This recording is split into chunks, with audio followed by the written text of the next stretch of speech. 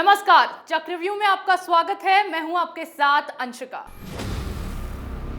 चक्रव्यूह में आज सबसे पहले बात ईडी के चक्रकाल में फंसे शिवसेना सांसद संजय राउत की करेंगे, जिनकी करोड़ों की संपत्ति पर ईडी ने अपना हंटर चलाया तो उद्धव गैंग बौखला उठी।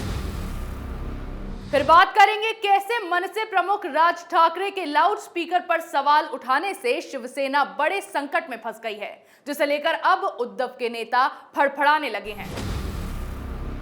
चक्रव्यूह की तीसरी खबर में बात करेंगे राजस्थान के करौली में हुई हिंसा से कैसे मुख्यमंत्री अशोक गहलोत हिंसा के चक्रव्यूह में फंस गए हैं और दोष बीजेपी के सिर मढ़ने में लगे हैं। आखिरी और चौथी खबर में बताएंगे कि कैसे पंजाब के बाद गुजरात पर नजरें जमाए बैठे अरविंद केजरीवाल नए सियासी चक्रव्यूह में फंस गए हैं, जिसके तहत उनकी पार्टी के 150 से ज्यादा सदस्य बीजेपी में शामिल हो गए हैं। सबसे पहले बात करते हैं ईडी के चक्रकाल में फंसे शिवसेना सांसद संजय राउत की। शिवसेना के बड़बोले नेता संजय राउत की बोलती ही बंद हो गई है, क्योंकि ईडी का शिकंजा उन पर ऐसा कसा है कि अब उनका हाल भी नवाब मलिक जैसा होता दिखाई दे रहा है। दरअसल मामले की बात की जाए तो ईडी ने बड़ा एक्शन लेते हुए शिवसेना नेता संजय राउत की संपत्ति सीज की है, जिसके तहत ईडी ने संजय राउत का अलीबाग प्लॉट और दादर में स्थित एक प्लॉट जब्त किया है। पूरा मामला 1034 करोड़ के पात्र चौल जमीन घोटाले से जुड़ा हुआ है। इस मामले में कुछ दिन पहले ईडी प्रवीण राउत नाम के कारोबारी को गिरफ्तार भी कर चुकी है और ईडी की ओर से अन्य के खिलाफ आरोप पत्र दायर किया गया है, जिसके बाद माना जा रहा था कि ईडी जल्द ही संजय राउत पर शिकंजा कस सकती है। जांच एजेंसी को पता चला था कि प्रवीण राउत की पत्नी माधुरी ने 2010 में शिवसेना सांसद संजय राउत की पत्नी वर्षा को 55 लाख रुपए का ब्याज मुक्त कर्ज दिया था, जिसका इस्तेमाल मुंबई के दादर में एक फ्लैट खरीदने में किया गया। ईडी इन रुपयों के सूत्रों से जांच करा रही है। साथ ही जांच में ईडी ने यह भी पाया था कि प्रॉपर्टी की खरीद में अपराध का रास्ता अपनाया गया था, क्योंकि जिस घोटाले में संजय राउत का नाम सामने आ रहा है, ऐसा माना जा रहा है कि घोटाले से मिली रकम से राउत को फायदा पहुंचा है। उन्होंने इसी घोटाले के पैसे से ये संपत्तियां भी खरीदी है। एक एक कर उद्धव ठाकरे के मंत्रियों के काले चिट्ठे खुलते जा रहे हैं। अब तक जिस पर भी जांच एजेंसियों का शिकंजा कसा जा रहा था, उस पर संजय राउत बढ़ चढ़कर बोल रहे थे, और अब जब ईडी के शिकंजे में खुद राउत फंसे हैं तो नया ड्रामा करते हुए उन्होंने एक ट्वीट कर लिखा है, असत्यमेव जयते। अब इन्हें साफ सूंघ गया है, क्योंकि अब तक तो राउत बचते आ रहे थे, लेकिन अब ईडी ने अपना चक्रव्यूह चला दिया है, जिसमें संजय राउत फंस गए हैं। ऐसे में उनके काले चिट्ठे खुलने से अब कोई नहीं रोक पाएगा।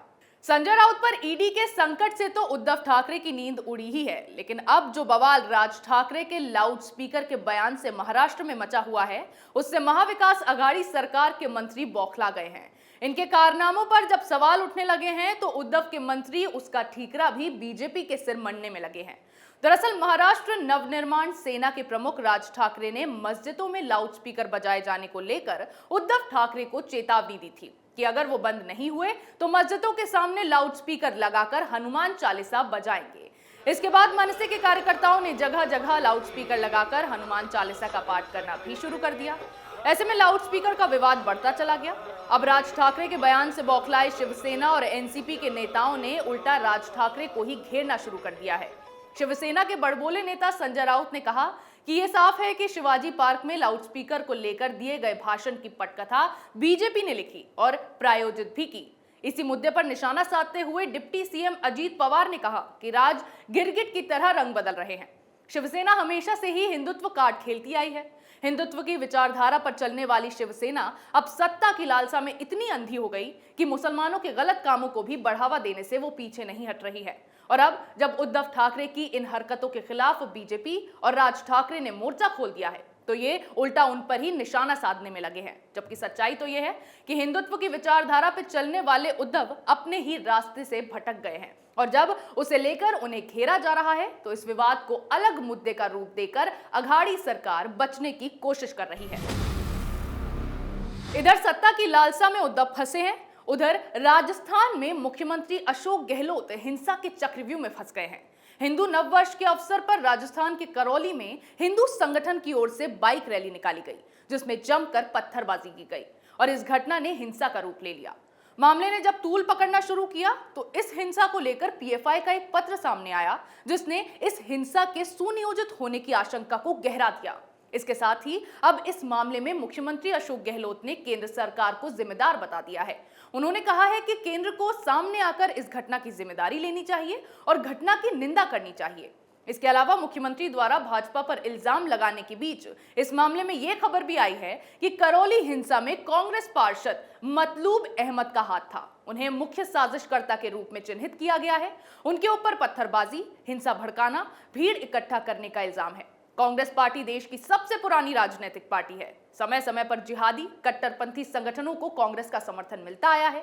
फिर चाहे दिल्ली में भड़के दंगों का मामला उठाकर देखा जाए या फिर हाल ही में कश्मीरी पंडितों के दर्द पर बनी फिल्म कश्मीर फाइल्स को उठाकर देख लिया जाए, कांग्रेस हमेशा से ही जिहादियों और आतंकियों के समर्थन में खड़ी दिखाई देती है। करौली में जो हिंसा भड़की, उसके बाद राजस्थान पीएफआई अध्यक्ष की ओर से प्रेस कॉन्फ्रेंस कर इस बात का खुलासा किया गया कि उन्होंने इस मामले में पहले से ही मुख्यमंत्री और प्रशासन को पत्र लिखकर आगाह किया था कि रैली के दौरान हिंसा भड़कने वाली है, लेकिन फिर भी उस पर कोई एक्शन नहीं लिया गया। जिससे सवाल राजस्थान सरकार पर खड़ा होता है कि मामले की जानकारी होने के बाद भी सरकार की ओर से कोई एक्शन क्यों नहीं लिया गया। इसका मतलब साफ है कि सरकार चाहती थी कि ऐसा हो। वहीं कर्नाटक कांग्रेस के नेता आरएसएस और बजरंग दल जैसे संगठनों पर बैन लगाने की मांग कर रहे हैं और करौली हिंसा मामले में जब पीएफआई का कनेक्शन सामने आ रहा है तो उस पर उन्हें साफ सूंघ गया है, जो साफ तौर पर दिखाता है कि कांग्रेस का देश विरोधियों से प्रेम किस हद तक गहराता जा रहा है।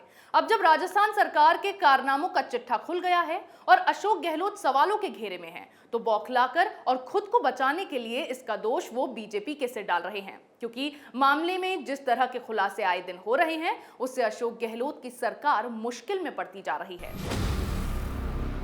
हिंसा के चक्रव्यूह में अशोक गहलोत फंसे और ऐसा ही कुछ हाल अरविंद केजरीवाल का भी हो गया। आम आदमी पार्टी प्रमुख अरविंद केजरीवाल बड़े सियासी संकट में फंस गए। जिस पार्टी के दम पर केजरीवाल अब तक आसमान में थे, उस पार्टी के सदस्यों ने उन्हें मुंह के बल गिरा दिया है। यहां केजरीवाल ने गुजरात में रोड शो किया और वहां उनकी पार्टी के 150 से ज्यादा सदस्य बीजेपी में शामिल हो गए। अकेले आप ही नहीं, इस दौरान कांग्रेस को भी बड़ा झटका लगा है। कांग्रेस पार्टी के भी कई सदस्यों ने भाजपा की सदस्यता ले ली है। इस पर बीजेपी गुजरात के महासचिव प्रदीप सिंह वाघेला ने कहा, दिल्ली के सीएम और पंजाब के सीएम अब तक घर भी नहीं पहुंचे होंगे और ना ही उन्होंने खाना खाया होगा और इससे पहले से ही उनकी पार्टी के कई लोग बीजेपी में शामिल हो गए।